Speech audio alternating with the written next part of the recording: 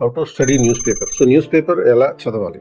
Fundamentally you have to remember that studying a newspaper is not just for the purpose of reading the newspaper. అంటే ఈ news paper చదవడము అని general గా మనం అంటాం, కానీ ఇది న్యూస్ పేపర్ ని అధ్యయనం చేయాలి. అంటే ఒక బుక్ ఏ విధంగా అయితే స్టడీ చేయడం జరుగుతుందో, నాట్ జస్ట్ రీడింగ్, స్టడీ చేయడం. సో అదే విధంగా న్యూస్ పేపర్ ని కూడా ఒక బుక్ అధ్యయనం చేసినట్టుగానే చదవాలి. So where you have to go beyond the casual reading if you are appearing for the civil service exam. అంటే ఒక రిటైర్డ్ ఎంప్లాయీ చదివినట్టుగాను, లేకపోతే ఒక క్యాజువల్ గా టైం పాస్ కోసం న్యూస్ పేపర్ చదువుతుంటారు వాళ్ళలాగాను మీరు న్యూస్ పేపర్ చదవకూడదు. న్యూస్ పేపర్ చదవడం అనేది రెలవెంట్ గా ఉండాలి.